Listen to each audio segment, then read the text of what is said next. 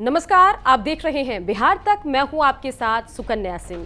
कल जैसे ही जेडीयू कोटे से आरसीपी सिंह ने मंत्री पद की शपथ ली, उसके बाद बिहार के राजनीतिक गलियारे में एक चर्चा आम हो गई है कि नीतीश कुमार की बीजेपी के सामने अब हैसियत 2019 वाली नहीं रही है। अब नीतीश कुमार जो हैं बीजेपी के सामने नतमस्तक हैं, ये कहना है नीतीश कुमार के विरोधियों का। बता दें कि ये बात इसलिए उठने लगी क्योंकि 2019 में नीतीश कुमार ने एक मंत्री पद लेने से इनकार कर दिया था और मोदी कैबिनेट के दरवाजे अपने लिए बंद कर दिए थे। वही नीतीश कुमार 2 साल बाद मोदी कैबिनेट में एक मंत्री पद लेकर एंटर करते हैं, जिसके बाद आरजेडी सवाल पूछने लगती है कि आखिर 2 साल पहले जो ऑफर आपको मंजूर नहीं था, अब उस ऑफर को आप क्यों एक्सेप्ट कर रहे हैं। जिसके बाद लोग जानना चाहते हैं कि आखिर 2019 से 21 के बीच में ऐसा क्या हुआ कि नीतीश कुमार की स्थिति एनडीए में अब बड़े भाई वाली नहीं दिखती है। आइए कुछ कारणों पर गौर करते हैं। इसके लिए सबसे बड़ा कारण यह है कि बिहार में नीतीश कुमार का पहला एम यह है कि सीएम की कुर्सी बचाकर रखना। बता दें कि नीतीश कुमार अगले कुछ सालों में एक बड़ा रिकॉर्ड बनाने वाले हैं। सबसे लंबे समय तक बिहार का मुख्यमंत्री रहने का रिकॉर्ड नीतीश कुमार बनाने वाले हैं।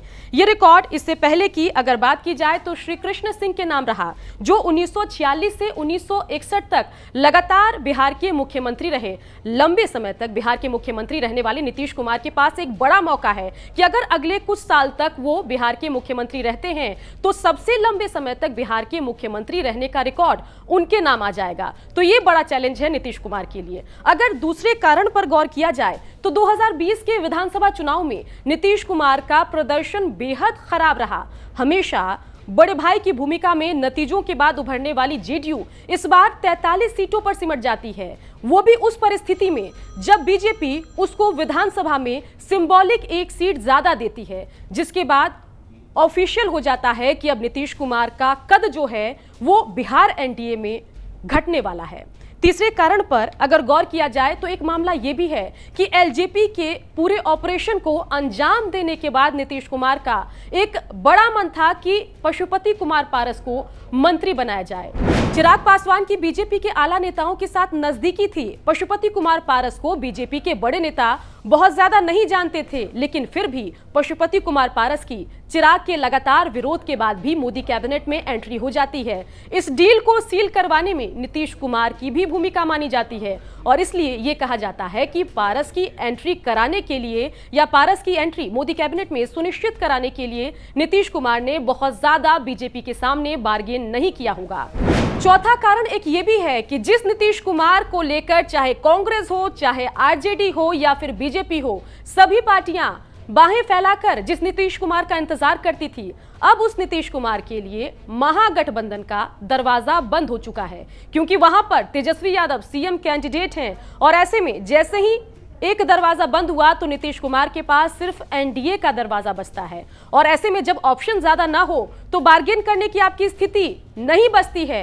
इसलिए जो फॉर्मूला 2019 में मंजूर नहीं था वो 2021 में मंजूर हो जाता है। अगर पांचवें कारण पर हम गौर करें तो पांचवा कारण ये है कि सुशील मोदी जो हैं वो बिहार एनडीए में बड़ी भूमिका रखते थे और नीतीश कुमार के बेहद करीबी माने जाते थे और जब भी नीतीश कुमार को कोई बात मनवानी होती थी वो सुशील कुमार मोदी को बीजेपी के सामने कर देते थे। लेकिन उस सुशील कुमार मोदी की लगातार बिहार बीजेपी में हैसियत घटती चली गई, उन्हें दिल्ली डंप कर दिया गया। लगा कि शायद कोई मंत्री पद मिल जाए, लेकिन वो भी नहीं मिला। तो सुशील कुमार की गैर मौजूदगी में जब बीजेपी ने 2 उप मुख्यमंत्री बना दिए हैं, तब नीतीश कुमार के लिए बीजेपी के साथ बार्गेन करने के लिए कोई बीच का व्यक्ति नहीं है, जिस वजह से अब नीतीश कुमार बीजेपी के सामने उस तरीके से बार्गेन नहीं करते हैं जो वो 2020 के विधानसभा चुनाव से पहले किया करते थे।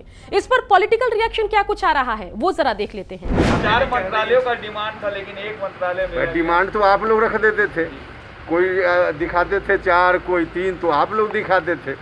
क्या डिमांड था नहीं डिमांड था ये कहाँ किसको मालूम, पार्टी को मालूम था। जेडीयू तो पूरी तरह से बीजेपी के सामने आत्मसमर्पण कर दिया। आदरणीय मुख्यमंत्री जी अपनी मुख्यमंत्री की कुर्सी बचाने के लिए आपने फिर 2019 में जो आपने कही थी कि हम सांकेतिक एक मंत्री पद नहीं लेंगे, आज आपको मजबूर होकर लेना पड़ा। ये बता रहा है कि जेडीयू ने बीजेपी के सामने घुटने टेक दिए, आत्मसमर्पण किए और किस तरह से पलटी मार राजनीति का फिर एक बार उदाहरण जेडीयू ने प्रस्तुत किया। आदरणीय नीतीश कुमार जी ने भारतीय जनता पार्टी और जदयू का गठबंधन बिहार में बहुत ही लंबे समय से चला आ रहा है। जब पिछले सरकार में मंत्रिमंडल का विस्तार हो रहा था तो उस समय की परिस्थितियां और अब की परिस्थितियां अलग है। अब विधानसभा चुनाव के बाद जब साथ हैं, दिल मिला हुआ है और मजबूत गठबंधन है तो इसमें संख्या कोई आधार नहीं होता है। इनसे बड़ा पलटूराम हिंदुस्तान की राजनीति में कोई नहीं है। नीतीश कुमार जी से प्रमाणित करते रहते हैं, सिद्ध करते रहते हैं। एक सीट पर मान गए, 3 से कम मंजूर नहीं था। अब देखिए, घुटना टेक राजनीति की अद्भुत मिसाल है नीतीश कुमार। केंद्रीय मंत्रिमंडल में जेडीयू को नहीं शामिल होना चाहिए। इस बार नई कमेटी है, नए अध्यक्ष हैं, हो सकता है नई कार्यकारिणी ने यह फैसला लिया होगा कि नहीं अब केंद्रीय मंत्रिमंडल में अब शामिल होना चाहिए। तो इस तरह का तुक्केबाजी करना कि 2019 में शामिल क्यों नहीं हुए, 2021 में शामिल क्यों हो गए, ये बड़ा हास्यास्पद लगता है। 2019 में भी जनता दल यूनाइटेड की सांकेतिक भागीदारी सुनिश्चित करी गई थी।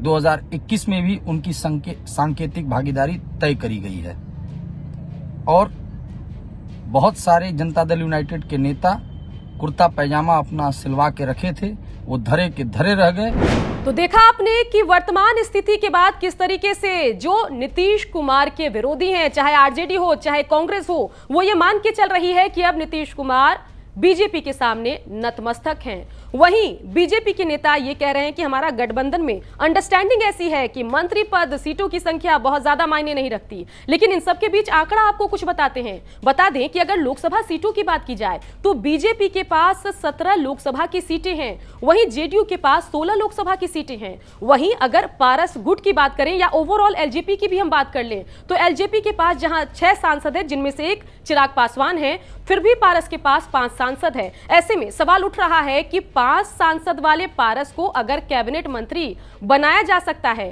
तो 16 सांसद वाले जेडीयू को एक मंत्री पद क्यों दिया गया?